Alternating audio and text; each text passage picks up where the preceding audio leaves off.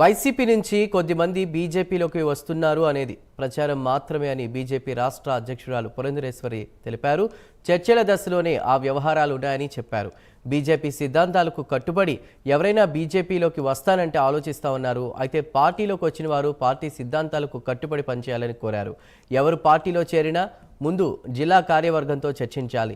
జిల్లా కార్యవర్గం సమ్మతిస్తేనే పార్టీలోకి తీసుకుంటామన్నారు. నామినేటెడ్ పదవులు ఆశించడంలో తప్పులేదన్నారు. నామినేటెడ్ పదవుల విషయంలో ఇంకా చర్చలు కొనసాగుతున్నాయని తెలిపారు. అని సిద్ధంగా ఉన్నటువంటి వారి పేర్లు జిల్లాలో ముందు చర్చ జరుగుతుంది.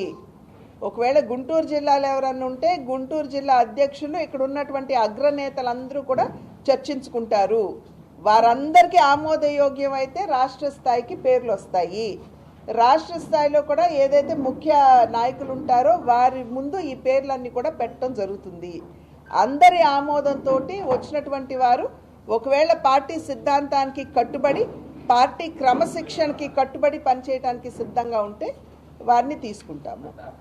వస్తాయండి, నేను చెప్పాను కదా, చర్చలు జరగాలి కదా. చాలా పేర్లు వస్తాయి. ఇవాళ సభ్యత్వం గురించి కదా మాట్లాడుకునేది. మనం ఆశావాహులు ఆశించడంలో తప్పులేదుగా. బట్ అది 3 పార్టీలు ఆలోచించుకుని ఏవి ఎక్కడ ఎన్ని ఎవరికి ఇవ్వాలనేది విషయం చర్చించుకుంటాం. రావాలి అని సిద్ధంగా